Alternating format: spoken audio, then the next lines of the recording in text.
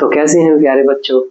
तो स्वागत है आपकी सॉल्यूशन की थर्ड क्लास। तो आप सभी बच्चों का स्वागत करते हैं सॉल्यूशन की थर्ड क्लास में। मैं आपका दोस्त, आपका भाई, आपका गुरु दीपांशु सर, और सब बढ़िया। आइए शुरू करते हैं आज की क्लास का टॉपिक, जो होने वाला है सॉल्यूशन से। किससे होगा? सॉल्यूशन। आज का हमारा टॉपिक है सॉल्यूशन। आज का हमारा सॉल्यूशन होने वाला है प्यारे बच्चों सॉल्यूशन। आज का हमारा टॉपिक है सॉल्यूशन। तो सॉल्यूशन में हमने आपसे पहले भी एक क्लास कर चुके हैं, ये हमारी दूसरी क्लास है। तो आइए हम शुरू करते हैं दूसरी क्लास को। हमने आपको सबसे पहले कल हमने आपको विलयन की सांद्रता बताया था, द्रव्यमान प्रतिशतता मैंने आपको निकालनी सिखाई थी, फिर हमने आयतन प्रतिशतता आपको निकालनी सिखाई थी, है ना प्यारे बच्चों। फिर हमने आपको मोलरता निकालनी सिखाई थी, फिर मैंने मोलरता, इन सबसे रिलेटेड आपको मैंने क्वेश्चंस भी करने सिखाए थे कि क्वेश्चन किस तरीके से होंगे मेरे प्यारे बच्चों।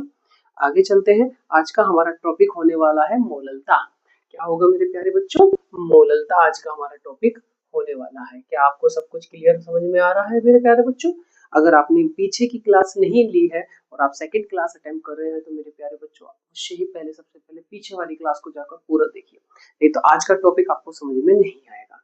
2 क्लासेस हो चुकी हैं, ये आपकी तीसरी क्लास है। पहले फर्स्ट और सेकंड क्लास देखना, जब भी आपको ये क्लास अच्छे से समझ में आएगी मेरे प्यारे बच्चों। तो आइए शुरू करते हैं समय को बर्बाद ना करते हुए। बेटा आज का आपका टॉपिक है मोलरता। मोललता एक होती है, मोलरता ये है आपकी मोललता। तो बेटा इसकी डेफिनेशन क्या है? डेफिनेशन से पहले हम इसका फॉर्मूला लिखेंगे मेरे प्यारे बच्चों। फॉर्मूला होता है विलियन की मोललता की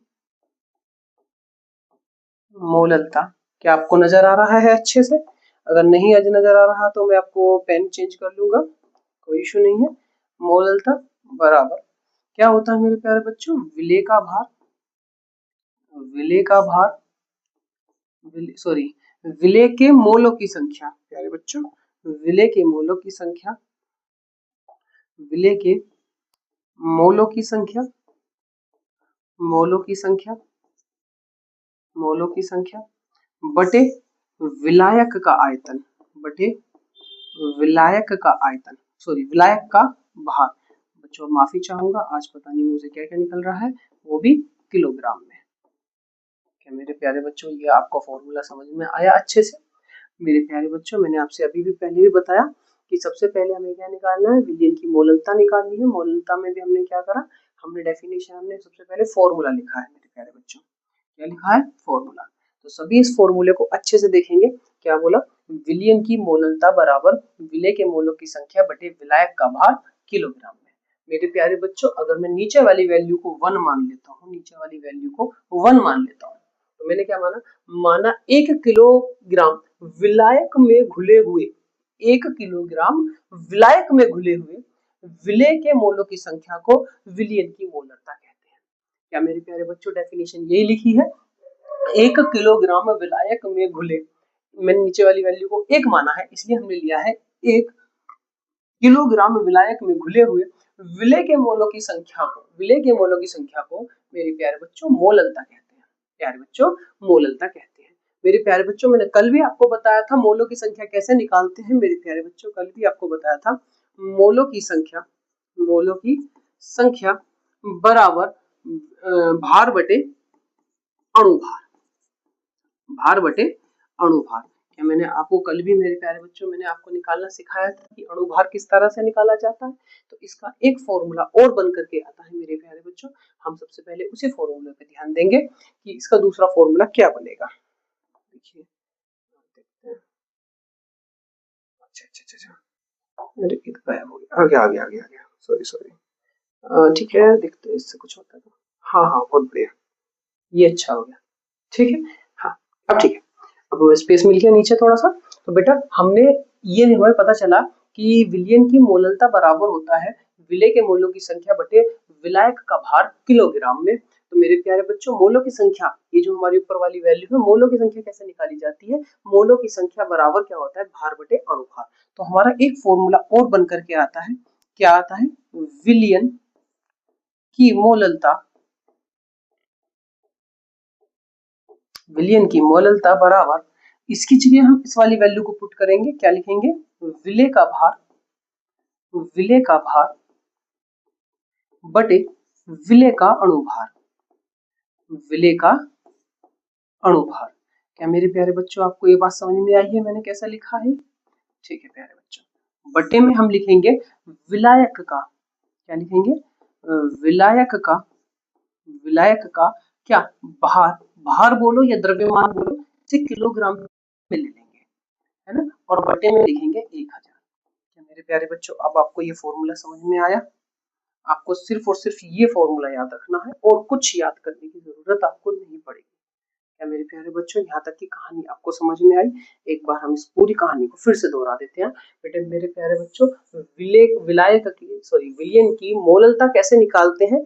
पहले मैंने फॉर्मूला लिखा, नीचे वाली वैल्यू को 1 मानेंगे। तो क्या बोला?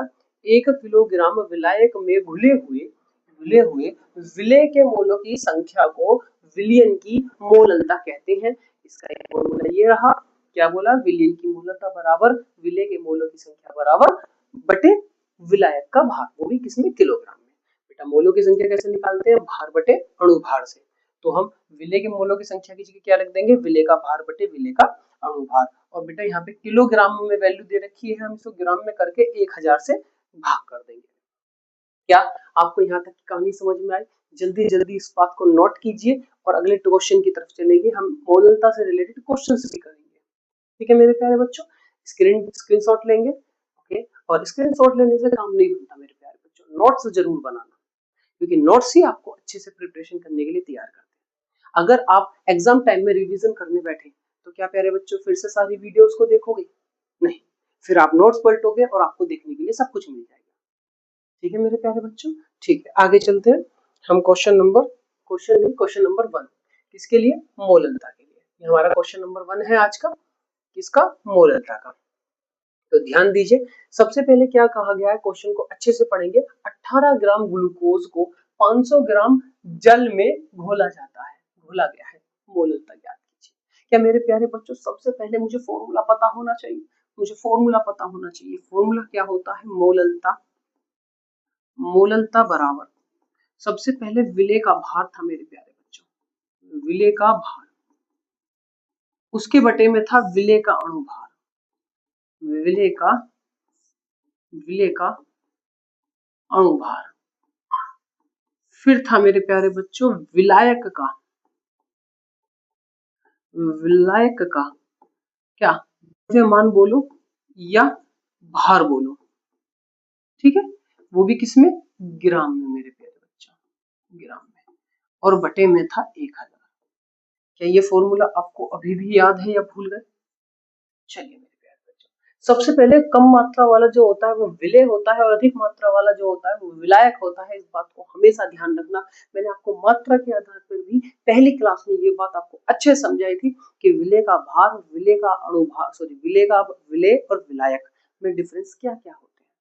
ठीक है मेरे प्यारे बच्चों, ठीक है। तो कम मात्रा वाला विलेय होता है, जो हमें ग्लूकोज दिया है, तो ग्लूकोज की मात्रा, सॉल्यूशन यहीं से शुरू है, ठीक है। सॉल्यूशन में सबसे पहले C6H12O6 का भार की मात्रा लिख लेंगे या भार लिख लेंगे, है ना, का भार कितना है मेरे प्यारे बच्चों? 18 ग्राम, ठीक है।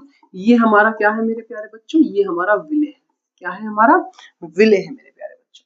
तो मुझे विलेय का भार मिल गया मेरे प्यारे बच्चों। एक चीज और दे रखी है, इसका भार, पानी का, यानी कि H2O का भार। मेरे प्यारे बच्चों H2O का भार कितना दिया हुआ है? 500 ग्राम में। ये हमारा क्या है? विलायक है। क्या है? हमारा विलायक। तो मेरे प्यारे बच्चों विलायक का भी भार मिल गया या द्रव्यमान मिल गया, भार या द्रव्यमान बात एक ही होती है। अब हमें क्या चाहिए? विलेय का अणुभार भी चाहिए। बेटा विलेय कौन है? ये वाला, तो बेटा C6H12O6 का अणुभार। क्या मेरे प्यारे बच्चों इसका अणुभार आपको निकालना आता है? निकाले। 6 का एटॉमिक मास कितना होता है मेरे प्यारे बच्चों? 6 का एटॉमिक मास, कार्बन का एटॉमिक मास होता है 12। बेटा है कितने? ये 6, अगले वाले के साथ जोड़ेंगे। हाइड्रोजन का एटॉमिक मास होता है 1, ये है कितने प्यारे बच्चों? 12, 12 के साथ गुणा करेंगे, अगले वाले के साथ जोड़ देंगे। ऑक्सीजन का कितना होता है प्यारे बच्चों? 16 होता है, पर है कितने? 6 के साथ गुणा करेंगे। 12 6 72 प्यारे बच्चों, 12 एकम 12 प्यारे बच्चों, 16 पंजे 16 छिक्का 96 प्यारे बच्चों। इन सबको जोड़ेंगे तो 2 और 2 4 और 6 10 की जीरो हासिल लगा, 1 10 और 8 18 यानी कि 180 प्यारे बच्चों। तो इसका अणुभार कितना आ गया प्यारे बच्चों? 180 आ गया। क्या अब मोललता निकालने में हमें कोई किसी प्रकार की आपत्ति होगी मेरे प्यारे बच्चों? आइए हम मोललता निकालते हैं। तो मोललता बराबर, क्या प्यारे बच्चों विलेय का भार हमको दिया हुआ है इधर की तरफ? क्या प्यारे बच्चों विलेय का भार हमें दिया हुआ है? हाँ और ना में जवाब देंगे प्यारे बच्चों। क्या हमें विलेय का भार दिया हुआ है या नहीं? चेंज क्यों नहीं हुआ प्यारे बच्चों? ठीक, कितना दिया हुआ है प्यारे बच्चों? 18। तो क्या हम 18 लिखेंगे? क्या दिखाई दे रहा है ना अच्छे से? ठीक है 18। तो विलेय का भार क्या प्यारे बच्चों हमने अभी निकाला 180, हम 180 यहाँ लिखेंगे प्यारे बच्चों। ठीक है, हमें विलायक का द्रव्यमान, क्या विलायक का द्रव्यमान है ना? हाँ द्रव्यमान मेरे प्यारे बच्चों 500 दिया हुआ। क्या इससे ज्यादा आसान क्वेश्चन कुछ हो सकते हैं प्यारे बच्चों? ठीक है, क्या ये 18 धाम 180 होता है या नहीं होता? क्या यहाँ से 1/10 आ जाएगा? क्या ये 500 दूनी 1000 होता है या नहीं होता? 1/2 आ जाएगा, है ना? ये 10 बार कटेगा, ये 2 बार कटेगा, इसकी गुणा इससे करे, इसकी गुणा इससे करे, तो क्या ये 2/10 आएगा या नहीं आएगा? और 2/10 जो होता है वो मोललता के लिए इस्तेमाल होता है। ठीक है, तो मोललता बराबर क्या आ जाएगा? मोललता बराबर ये दशमलव यहाँ से यहाँ आ जाएगी तो 0.2। हम मोललता की इस्तेमाल कर रहे हैं तो छोटे m उसका मात्रक होता है प्यारे बच्चों। तो क्या ये क्वेश्चन आपकी समझ में आया या नहीं आया? अच्छे से मुझे बताकर कष्ट करें, कमेंट में बताइए जरूर कि हाँ भैया हमें समझ में आ गया। नहीं आया तो मुझे कमेंट में लिखिए कि भैया हमें क्वेश्चन समझ में नहीं आया, हमें दोबारा करा करके दो। मेरे प्यारे बच्चों अगर कोई भी डाउट है तो कृपया करके कमेंट में जरूर बताना। मैं आपका भाई, आपका दोस्त, आपका गुरु, जो आपको अच्छा लगे आप मुझे वो कह सकते हैं। और मेरे प्यारे बच्चों अच्छे से तैयारी करो, अच्छे से रिजल्ट करो, मेरा भी नाम रोशन होगा, आपका भी नाम रोशन होगा मेरे प्यारे बच्चों। तो क्वेश्चन में कोई दिक्कत तो नहीं है, अच्छे से नोट कर लेंगे। ठीक है मेरे प्यारे बच्चों, अगले क्वेश्चन की तरफ चलते हैं। बच्चों माफी चाहेंगे, कुछ टेक्निकल प्रॉब्लम हो गई थी, कोई नहीं, हम फिर से कंटिन्यू कर रहे हैं। बच्चा मोललता, मोललता का एक फॉर्मूला है, मैंने आपको बार बार लिखना इसलिए पड़ता है क्योंकि आपको याद रहे कि मोललता बराबर विलेय का भार बटे विलेय का अणुभार और विलायक का भार बटे 1000। ये फॉर्मूला मैं इसलिए बार बार लिख रहा हूँ ताकि आपको याद रहना चाहिए। मेरे प्यारे बच्चों अगर फॉर्मूला भूल गए तो बहुत ज्यादा प्रॉब्लम हो जाएगी। मेरे प्यारे बच्चों आगे देखेंगे क्वेश्चन नंबर क्या था हमारा दूसरा। क्वेश्चन में क्या लिखा हुआ है? 5.85 ग्राम NaCl को 250 ग्राम पानी में घोला गया, तो मोललता ज्ञात कीजिए। मेरे प्यारे बच्चों मोललता ज्ञात करनी है। मोललता का फॉर्मूला है हमारा विलेय का भार बटे विलेय का अणुभार बटे विलायक का भार, वो भी ग्राम में, बटे 1000। मेरे प्यारे बच्चों अच्छे से ध्यान देंगे, हमारे पास में NaCl, यहाँ से सॉल्यूशन शुरू होगा, है ना प्यारे बच्चों। NaCl की मात्रा कितनी दी हुई है मेरे प्यारे बच्चों? NaCl की मात्रा दी हुई है बेटा 5.85 ग्राम मेरे प्यारे बच्चों। उसके बाद में हमें H2O की मात्रा यानी कि H2O का भार कितना दिया हुआ है प्यारे बच्चों? इसका भार दिया हुआ है 250 ग्राम मेरे प्यारे बच्चों। 250 ग्राम कम मात्रा वाला विलेय होगा। इस बात को मैं आपको बार बार इसलिए बता रहा हूँ ताकि आप भूल ना जाओ, ज्यादा मात्रा वाला विलायक होगा मेरे प्यारे बच्चों। बेटा विलेय और विलायक मिल गए, लेकिन हमें विलेय का अणुभार भी चाहिए, यानी कि NaCl का अणुभार भी हमको चाहिए, अणुभार भी हमें चाहिए। बेटा NaCl का अणुभार कैसे निकालेंगे? Na का अणुभार होता है 23 और Cl का अणुभार होता है 35.5 होता है मेरे प्यारे बच्चों। दोनों को जोड़ देंगे तो 58.5 हो जाएगा। तो इसका अणुभार कितना आ गया? 58.5 आ गया मेरे प्यारे बच्चों। अब हमारे पास में विलेय का भार भी है, विलेय का अणुभार भी है और विलायक का भार भी है। तो मेरे प्यारे बच्चों मोललता निकालेंगे यहाँ से हम। इसका पेन चेंज कर लेते हैं प्यारे बच्चों, आपकी बार रेड ले लेते हैं ताकि आपको और अच्छे से समझ में आ जाए। मोललता बराबर, ये मोललता है, सॉरी मेरी गलती हो गई प्यारे बच्चों, मोललता है। तो मोललता बराबर क्या होता है? विलेय का भार कितना दिया हुआ है मेरे प्यारे बच्चों? 5.85 बटे विलेय का अणुभार कितना निकाल कर लेकर आए हम? 58.5 बटे बेटा विलायक का आयतन, सॉरी विलायक का द्रव्यमान कितना है मेरे प्यारे बच्चों? 250 और बटे में कितना रखेंगे प्यारे बच्चों? 1000। क्या मेरे प्यारे बच्चों पॉइंट हटाएंगे, नीचे 2 जीरो बढ़ा देते हैं। बेटा पॉइंट हटाएंगे ऊपर 1 जीरो बढ़ा देंगे। क्या ये इससे पूरा पूरा कट गया, इससे ये कट गया, तो क्या मेरे प्यारे बच्चों ऊपर 1/10 बचा। नीचे की तरफ 25 चौका 100 होता है क्या, 1/4 आ गया। इसकी गुणा इससे और इसकी गुणा इससे करेंगे तो क्या प्यारे बच्चों, मोललता बराबर 4/10 बराबर 0.4 मोल आ जाएगा या नहीं आएगा मेरे प्यारे बच्चों। क्या क्वेश्चन आपको समझ में आया? क्या क्वेश्चन समझ में आया मेरे प्यारे बच्चों? सभी क्वेश्चन इतने ही आसान है, बस आपको थोड़ा समझने का फेर है मेरे प्यारे बच्चों। अच्छे से समझते चलेंगे, अच्छे से करते चलेंगे, सभी क्वेश्चन बहुत ही आसान होते हैं मेरे प्यारे बच्चों। बस थोड़ा सा समझ का खेल होगा मेरे प्यारे बच्चों। आगे चलते हैं अगले क्वेश्चन की तरफ। ठीक है मेरे प्यारे बच्चों, अगला क्वेश्चन, इस क्वेश्चन को आप करके लेकर आएंगे।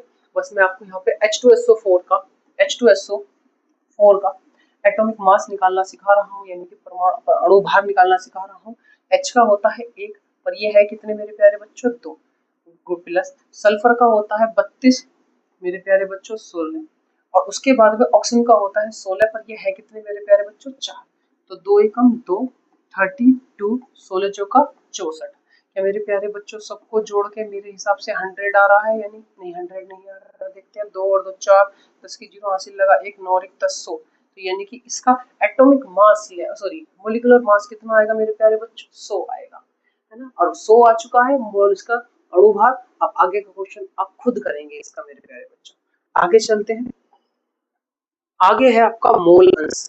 बच्चों ये बात ध्यान रखना कि मोल अंश से हमेशा क्वेश्चन देखने के लिए मिलता है एग्जाम में। मोल अंश से हमेशा क्वेश्चन देखने के लिए मिलता है मेरे प्यारे बच्चों। तो आइए शुरू करते हैं मोल अंश। मोल अंश क्या होता है बेटा, इसे और भी 2 नामों से जाना जाता है, मोल भिन्नांक और मोल प्रभाज।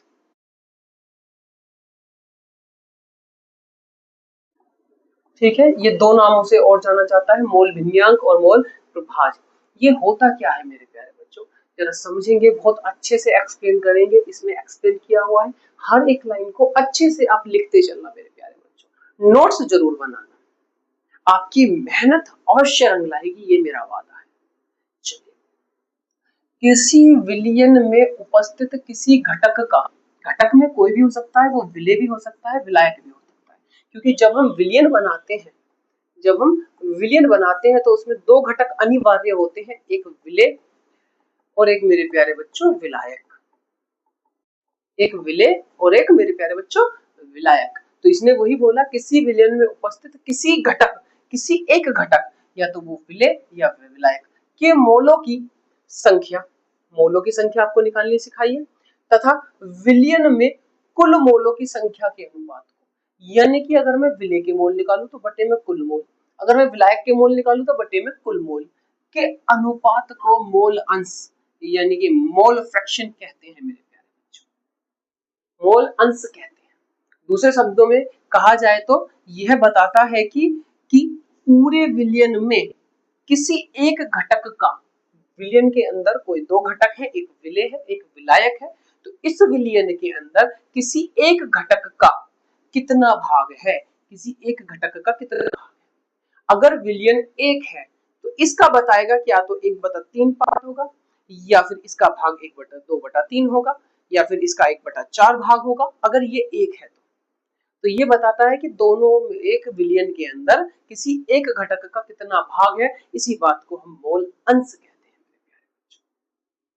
तो क्या यहाँ तक की बात आपको समझ में आई है अब तक? तो चलिए मेरे प्यारे बच्चों, इसको और अच्छे से एक्सप्लेन करते हैं, है ना। सूत्र के तौर पे समझे तो मैंने आपको बताया, तो सबसे पहले हमारे पास में विलयन होता है, विलयन होता है, विलयन के 2 घटक होते हैं एक प्यारे बच्चों, एक घटक हमारा विलायक, छोटे n से, और विलायक के मोल n से रिप्रेजेंट करें। तो यदि विलय के मोल कितने हैं n और विलायक के मोल हैं n, तो मेरे प्यारे बच्चों कुल मोल क्या हो जाएंगे, कुल मोल, कुल मोल, कुल मोल क्या मेरे प्यारे बच्चों n प्लस n हो जाएंगे, है। अगर इसके मोल ये है और इसके मोल ये है, तो विलयन के मोल कितने हो जाएंगे मेरे प्यारे बच्चों, n प्लस n होंगे या नहीं होंगे, जरा बताइए, होंगे या नहीं होंगे। तो मुझे अगर विलय का मोल अंश निकालना है तो परिभाषा में बताया था, किसी एक घटक के मोल बटे विलयन के मोल के अनुपात को मोल प्रभाज कहते हैं। तो अगर मुझे विलय के मोल निकालने हैं, जिसको हम XA से रिप्रेजेंट करेंगे, X1 से रिप्रेजेंट करेंगे, X1, तो उसके लिए क्या हो जाएगा मेरे प्यारे बच्चों, n अपॉन, क्योंकि विलय की बात कर रहे हैं, विलय का मोल कितने होते हैं n, तो n upon n plus n होता है मेरे प्यारे बच्चों, अपॉन n प्लस n होता है। और अगर हम विलायक के मोल प्रभाज निकालें तो इसको x2 मान लेंगे मेरे प्यारे बच्चों, x2 मान लेंगे तो इसका मोल प्रभाज क्या हो जाएगा, n upon n plus n। अगर हम इसकी परिभाषा की बात करें तो विलेय के मोल, अगर हम इसकी परिभाषा की बात करें इसकी, तो मेरे प्यारे बच्चों यही देखेंगे हम, इसकी परिभाषा है ना, यही देखेंगे क्या लिखेंगे, विलेय के मोल व कुल मोल के अनुपात को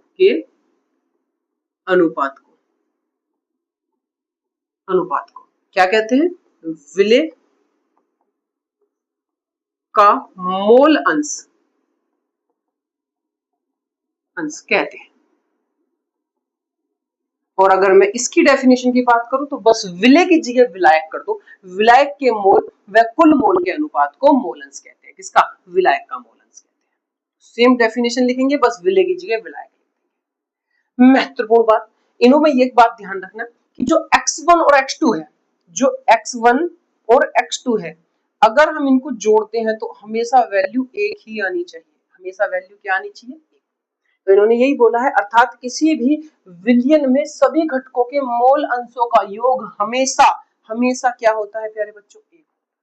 तो x1 और x2 की वैल्यू हमेशा क्या आएगी मेरे प्यारे बच्चों, 1 आएगी। क्या आएगी मेरे प्यारे बच्चों, 1 आएगी। तो क्या मैं उम्मीद करूं कि हाँ भाई आपको समझ में आ गया होगा। और अगर समझ में नहीं आया मेरे प्यारे बच्चों, वह टॉपिक आप लिख देना कि भैया हमें ये टॉपिक समझ में नहीं आया, मैं उस टॉपिक को अलग से एक्सप्लेन करूंगा आप लोगों के लिए मेरे प्यारे बच्चों।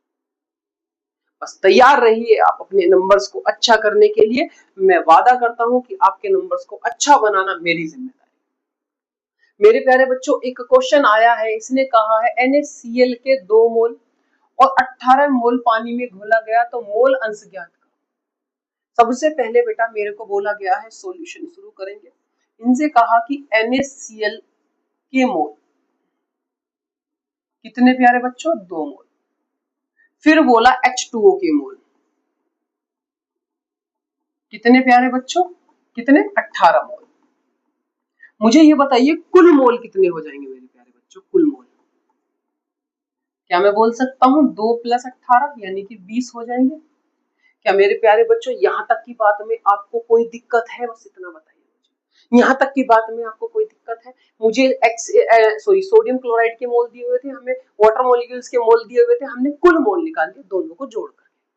कुल मोल यही तो होता है, या फिर हम कुल मोल की जगह बोल सकते हैं विलियन के मोल, क्योंकि विलेय और विलायक से तो विलियन बनता है।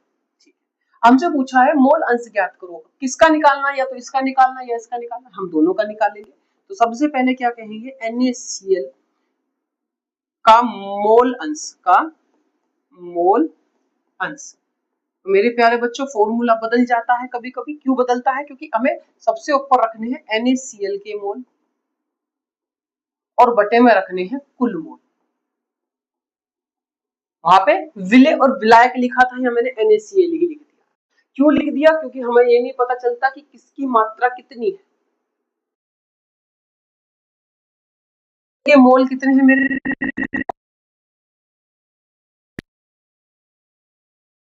इसको x1 भी लिख लेना है ना, x1 बराबर ये, क्या हम इसको 2 पंजे 10 1/10 बोल सकते हैं, क्या हम इसे 0.1 लिख सकते हैं। तो क्या NaCl के मोल अंश क्या मेरे बच्चों 0.1 आ गया। ठीक है, अब हम निकालेंगे जल यानी कि H2O के का मोल अंश X2 बराबर, तो क्या कहेंगे H2O के मोल बटे कुल मोल।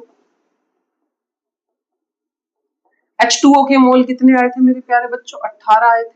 कुल मोल कितने हैं प्यारे बच्चों, 20 है। क्या मैं इसको 2 से काट दूं, 2 निम्मा और 2 धाई, क्या मैं इसे 0.9 लिख सकता हूं।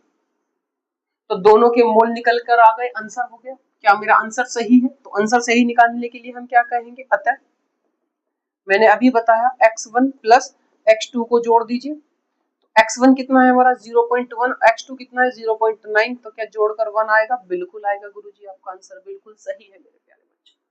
तो क्या इस क्वेश्चन में आपको किसी प्रकार की कोई दिक्कत परेशानी महसूस होती है मेरे प्यारे बच्चों?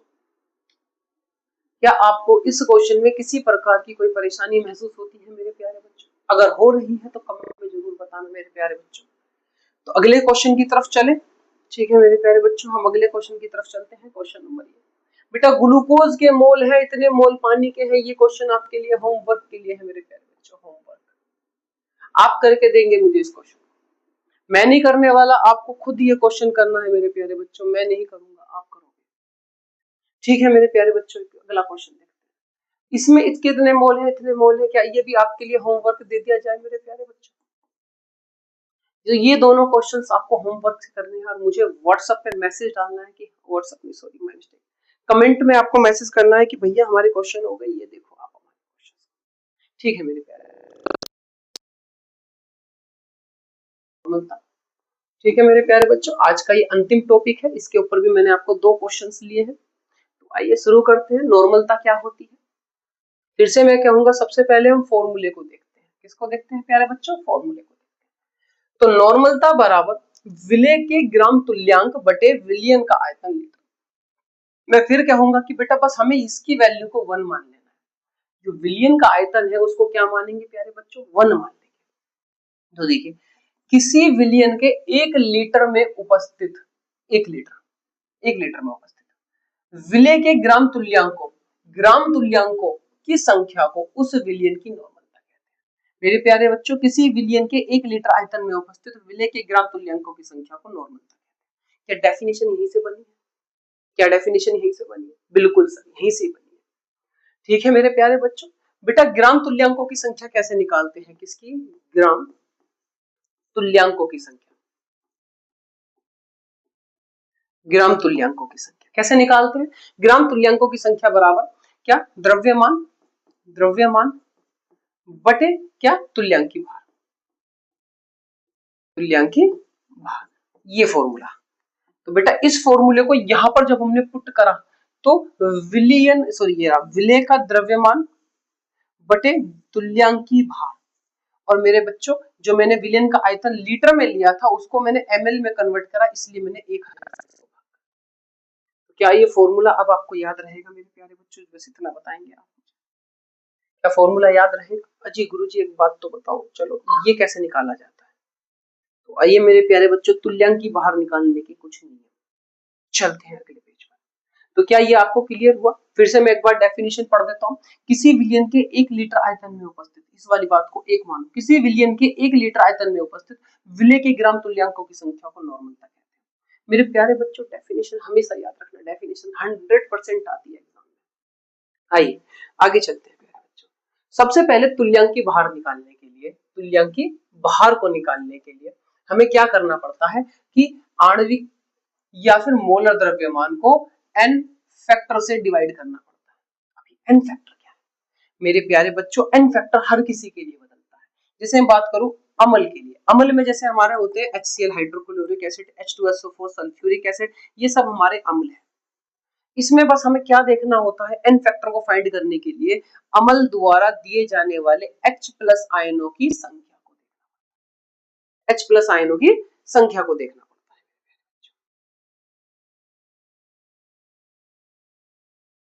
मेरे प्यारे बच्चों, जैसे मैं H2SO की बात करूं तो H2SO4 का मोलर द्रव्यमान बोलो या अणु भार बोलो, कितना होता है? 98 होता है। कितना होता है? 98। तो इसका n फैक्टर कितना हो गया? 2 हो गया। n फैक्टर कितना? 2 क्यों हुआ? क्योंकि मेरे प्यारे बच्चों H2SO4 के अंदर हाइड्रोजनों की मात्रा कितनी दिख रही है आपको? 2 दिख रही है। ऐसे पता नहीं चलता, जब हम इनको ब्रेक करते हैं, तोड़ते हैं, तो H4-2 और तुम्हारा H+ आयन के साथ में डबल मॉलिक्यूल्स, तो ये जो इसमें हाइड्रोजन की मात्रा को रिप्रेजेंट करा जाता है, ये बताता है इसके n फैक्टर्स को। ठीक है मेरे प्यारे बच्चों, जैसे अभी हमने HCl लिया था तो HCl के अंदर कितने दिख रहे थे? 1 दिख रहा था। जब हम इसको तोड़ेंगे तो Cl- और H+ में आएगा, तो इसकी संख्या कितनी है? 1 है। तो इसके अंदर कितने हो जाएंगे n फैक्टर? सिर्फ 1। कोई दिक्कत है मेरे प्यारे बच्चों? अम्ल के लिए क्या हो जाएगा? H2SO4 का क्या? तुल्यांकी भार, तुल्यांकी भार। क्या मेरे प्यारे बच्चों ये हो जाएगा कि 98/2? क्यों? क्योंकि बेटा क्या बोला, मोलर द्रव्यमान कितना है 98 और एन फैक्टर यानी कि कितने है 2, काटेंगे तो मेरे प्यारे बच्चों कितना आ गया 49 आ गया। कोई दिक्कत है? अगर आपको कोई प्रॉब्लम लग रही है, कोई महसूस हो रही है तो बच्चा कमेंट में जरूर बताना कि हाँ जी सर हमें यहाँ पर प्रॉब्लम हुई। तो चलिए आगे की तरफ चलते हैं। बेटा अगला टॉपिक है क्षारों के लिए। क्षार वो होते हैं जिसमें OH माइनस पाए जाते हैं। तो एन फैक्टर की अगर हमें संख्या निकालनी है तो दिए जाने वाले ये यहाँ पर OH माइनस आयनों की संख्या पर निर्भर करता है। जैसे मैं बात करूं CaOH की होल ट्वाइस, या मैं बोलूं MgOH की होल ट्वाइस, या मैं बोलूं AlOH की होल थ्री। तो अगर मुझे इसके अंदर क्या निकालने हैं, एन फैक्टर्स निकालने हैं, तो मुझे ये तोड़ना पड़ेगा जो सॉरी क्या लिखा था यहाँ पर Ca। तो Ca क्या हो जाएगा मेरे बच्चों 2 प्लस आयन के साथ में, और तुम्हारा OH माइनस कितने हैं यहाँ पर 2, तो यहाँ पर 2 आए तो एन फैक्टर कितने होंगे 2। अगर यहाँ देखेंगे तो Mg 2 प्लस के साथ में OH माइनस वो भी कितने 2, तो यहाँ पर ये कितना लिखा हुआ है 3, तो Al 3 प्लस के साथ में OH माइनस आयन कितने हो जाएंगे मेरे प्यारे बच्चों 3। तो यहाँ पर एन फैक्टर्स निकालने के लिए बस हमें OH माइनस के आयन देखने हैं, कितने दिखते हैं 2 दिखते हैं। तो अगर हमें किसका CaOH होल टू एस का तुल्यांकी भार निकालना है, तुल्यांकी भार, तो क्या करेंगे मेरे प्यारे बच्चों, उसके मोलर द्रव्यमान जो 74 आया है उसको 2 से डिवाइड करके क्या आ जाएगा मेरे प्यारे बच्चों 37 आ जाएगा। कोई दिक्कत है यहाँ तक की कहानी में मेरे प्यारे बच्चों? अगर आपको दिक्कत महसूस हो रही है तो मेरे प्यारे बच्चों कमेंट में जरूर बताना। अगर आपकी कमेंट मेरे पास आएगी, आपकी बात मेरे पास जब भी तो आएगी जब मुझे कमेंट्स का पता चलेगा। अगर कमेंट्स ही नहीं आएंगे तो मुझे पता कैसे चलेगा कि आप पढ़ रहे हो या नहीं पढ़ रहे। चलो मेरे प्यारे बच्चों आगे की तरफ चलते हैं। हाँ, इन्हें बोला है लवण यानी कि साल्ट के लिए। साल्ट वो होते हैं जो अपने आयन में टूट जाते हैं, जैसे मैं बोलूं NaCl है ना, जैसे मैं बोलूं MgCl2 है ना, ये सब साल्ट होते हैं। ठीक है, जैसे इसमें दिया हुआ सोडियम बाइकार्बोनेट, ठीक है Na2CO3। इसके अंदर हम क्या देखते हैं, कुल धनायन या ऋणायन आवेश, यानी कि अगर मैं इनको तोड़ूं तो मेरे प्यारे बच्चों Na प्लस हो जाएगा और तुम्हारा CO3 माइनस 2 हो जाएगा। तो बस हमें ऋण आवेश जो बड़ा वाला होगा उसी को पकड़ लेना। 2 आया तो कुल आवेश कितना आ गया मेरे प्यारे बच्चों 2 आ गया। और अगर हमें इसका किसका Na2CO3 का क्या निकालना है, तुल्यांकी भार निकालना है, तो क्या मेरे प्यारे बच्चों 106/2 काटेंगे तो कितना हो जाएगा 5 3 53 हो जाएगा मेरे प्यारे बच्चों। तुल्यांकी भार निकालना आ गया आपको? क्या यहाँ तक की कहानी में आपको कोई दिक्कत परेशानी थी? चलिए मेरे प्यारे बच्चों, अगर कोई दिक्कत है तो कमेंट में बताते रहो, जब तक नहीं बताओगे मुझे पता कैसे चलेगा। अगले क्वेश्चन पे, बहुत बढ़िया क्वेश्चन है। तो देखो मेरे प्यारे बच्चों कितना आसान सा क्वेश्चन है, बस समझने का खेल है। इसमें बोला गया है इतने ग्राम NaHCl को घोलकर 1 लीटर विलयन बनाया गया, तो उसकी मोलरता नॉर्मलता ज्ञात करो। तो हमें नॉर्मलता निकालनी है। ठीक है, तो सबसे पहले नॉर्मलता का मैंने आपको फॉर्मूला बताया था। क्या बताया था जरा देखो फिर से, क्या बताया गया है नॉर्मलता का फॉर्मूला? नॉर्मलता का फॉर्मूला बताया गया था, क्या हो गया, हाँ जी, नॉर्मलता n बराबर थोड़ा सा भटक गया हूं है ना, जरा रुकिए एक सेकेंड। हाँ, विलेय का द्रव्यमान क्या बताया था, विलेय का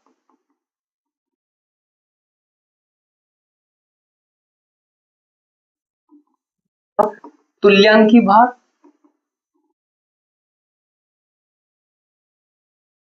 का आयतन, विलयन का आयतन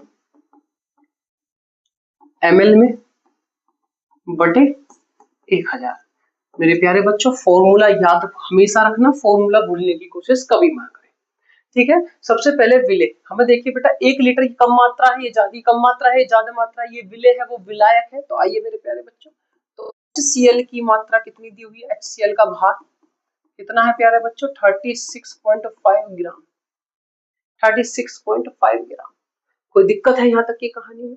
फिर हमें चाहिए विलायक का आयतन मेरे प्यारे बच्चों, विलायक, विलायक कौन सा है हमारा, घोलकर बनाया गया 1 लीटर विलियन बनाया गया, चलो विलियन ही दे रखा है हमें, तो विलियन, विलियन का आयतन लीटर में है ना, तो आयतन कितना दिया हुआ है 1 लीटर, 1 लीटर। हमें चाहिए किसमें ml में, तो 1000 से गुणा कर दीजिए, 1 गुणा 1000 तो ml हो जाएगा। तो ये कितना आ गया मेरे प्यारे बच्चों 1000 ml। कोई दिक्कत? और क्या चाहिए हमें, विलेय का तुल्यांकी भाग कैसे निकालते हैं जरा ध्यान दीजिए।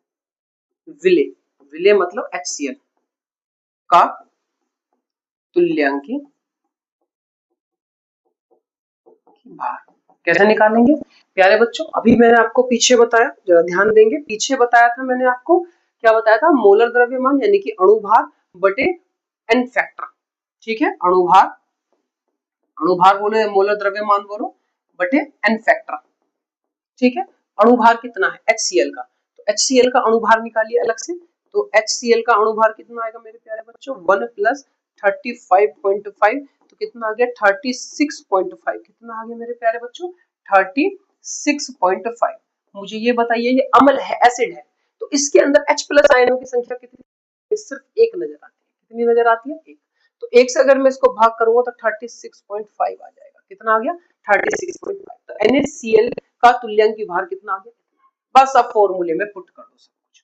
n बराबर विलेय का द्रव्यमान कितना है 36.5, इसका तुल्यांकी भार भी कितना है 36.5 आया, बटे विलेय का आयतन कितना आया 1000 आया, बटे में कितना 1000।